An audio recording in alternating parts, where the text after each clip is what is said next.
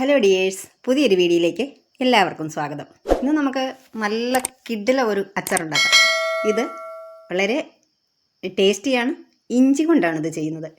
അപ്പോൾ നമുക്കതിന് വേണ്ടിയിട്ട് ഒരു കടായി വെച്ചിട്ടുണ്ട്. അതിലേക്ക് സൺഫ്ലവർ ഓയിലാണ് ചേർത്ത് കൊടുത്തിട്ടുള്ളത്. ഒരു 2 ടേബിൾ സ്പൂൺ സൺഫ്ലവർ ഓയിൽ ചേർത്ത് കൊടുത്തിട്ടുണ്ട്. ഇനി നമുക്കിതിലേക്ക് ചേർത്ത് കൊടുക്കാനുള്ളത് ഇഞ്ചിയാണ്. ഒരു 3 കപ്പ് ഇഞ്ചി ഞാൻ ഇതുപോലൊന്നും ചോപ്പ് ചെയ്തെടുത്തതാണ്. ഇത് നമുക്കിതിലേക്ക് ചേർത്ത് കൊടുക്കാം. 3 കപ്പ് ഇഞ്ചി ചേർത്ത് കൊടുത്തിട്ടുണ്ട്. ഇനി നമുക്കിതൊന്ന് നന്നായിട്ട് മിക്സ് ചെയ്തെടുക്കാം. ഇത് നന്നായിട്ട് ഫ്രൈ ചെയ്യുന്നില്ല, എന്നാലും നല്ലതുപോലെ ഒന്ന് വഴറ്റിയെടുക്കാം. നന്നായിട്ട് തന്നെ ഇളക്കി കൊടുക്കാം.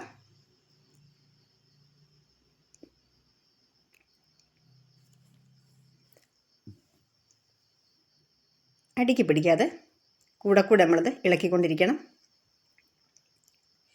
ഇപ്പോൾ ഏകദേശം നമ്മുടെ ഇഞ്ചി ഇവിടെ വഴന്ന് വന്നിട്ടുണ്ട്. ഇതിനെ നമുക്ക് ഒരു പ്ലേറ്റിലേക്ക് കോരിയെടുക്കാം. അപ്പം നമ്മുടെ ചാനൽ കണ്ടുകൊണ്ടിരിക്കുന്ന സമയത്ത് ലൈക്ക് ചെയ്യാനും ഹൈപ്പ് ചെയ്യാനും ഒന്നും മറന്നു പോകരുത്. ഇനി നമുക്ക് അതേ പാനിലേക്ക് തന്നെ വീണ്ടും സൺഫ്ലവർ ഓയിൽ തന്നെയാണ് ചേർത്ത് കൊടുക്കുന്നത്. ഇത് ഒരു 3 ടേബിൾ സ്പൂണോളം ചേർത്തിട്ടുണ്ട്. ഇനി നമുക്കിതിലേക്ക് ഒരു 1/2 ടീസ്പൂൺ കടുക് ചേർത്ത് കൊടുക്കാം. കടുകൊന്ന് പൊട്ടി വരുന്ന സമയത്ത് ഒരൽപ്പം കറിവേപ്പിലയും 2 വറ്റൽമുളകും ഒന്ന് കട്ട് ചെയ്ത് ചേർത്ത് കൊടുക്കാം. നല്ലതുപോലെ തന്നെ ഒന്ന് മിക്സ് ചെയ്ത് കൊടുക്കാം. ഇതെല്ലാം ഒന്ന് ഫ്രൈ ആയി വരട്ടെ.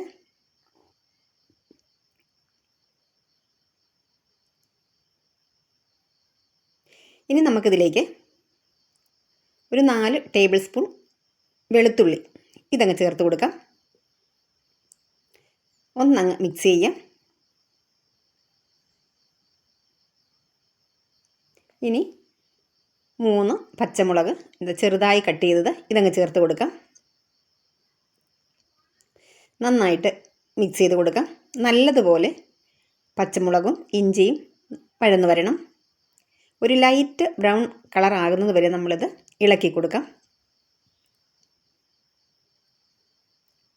ലോ ഫ്ലെയിമിലിട്ട് ചെയ്യണം, അല്ലെങ്കിൽ പച്ചമുളകും വെളുത്തുള്ളിയും കരിഞ്ഞു പോകും. നന്നായിട്ട് വഴന്ന് വരികയുമില്ല. അതുകൊണ്ട് ഫ്ലെയിം കുറച്ച് തന്നെ വയ്ക്കുക.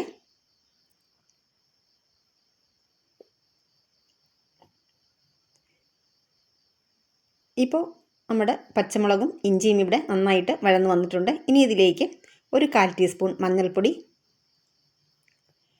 1 ടീസ്പൂൺ കാശ്മീരി മുളക് പൊടി, 1 ടീസ്പൂൺ സാദാ മുളക് പൊടി ഇത്രയും കൂടെ ചേർത്തിട്ട് നന്നായിട്ട് മിക്സ് ചെയ്ത് കൊടുക്കാം.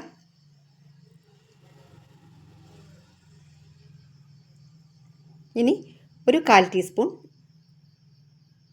ഉലുവാപ്പൊടി, 1/2 ടീസ്പൂണോളം കായപ്പൊടി ഇത്രയും കൂടെ ചേർത്തിട്ട് നന്നായിട്ട് നമുക്ക് മിക്സ് ചെയ്തെടുക്കാം. നല്ലതുപോലെ നമ്മൾ ചേർത്ത പൊടികളുടെയൊക്കെ പച്ചമണമൊക്കെ മാറി വരണം. ഇനി നമ്മൾ വഴറ്റി വെച്ചിട്ടുള്ള ഇഞ്ചി ഇതിലേക്ക് ചേർത്ത് കൊടുക്കാം.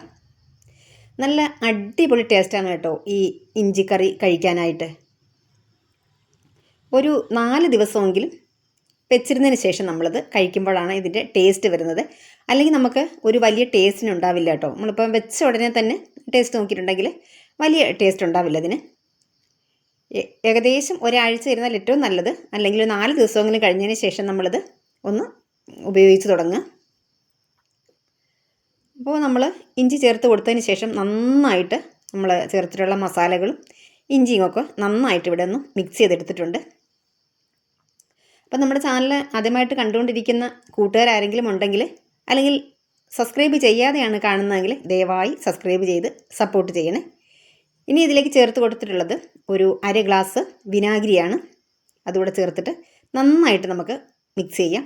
വിനാഗിരി ഒരല്പം കൂടുതൽ തന്നെ നമ്മൾ ചേർക്കണം കേട്ടോ. കാരണം ഈ ഇഞ്ചി അപ്പോൾ പുളിയുള്ളതോ അങ്ങനെ നമ്മൾ മാങ്ങയോ നെല്ലിക്കയോ നാരങ്ങയോ ഒന്നും ഇടുന്നത് പോലെ അല്ലല്ലോ. ഇഞ്ചിക്ക് വേറെ പുളിരസമൊന്നുമില്ലാത്തത് കൊണ്ട് നമ്മൾ ഈ വിനാഗിരി ഒരല്പം കൂടുതൽ തന്നെ ചേർക്കണം. പിന്നെ ഇഞ്ചി എരിവുള്ളതാണ്. നമ്മൾ നന്നായിട്ട് എരിവ് ചേർത്തിട്ടുണ്ട്. മുളക് പൊടി, പച്ചമുളക് ചേർത്തിട്ടുണ്ട്.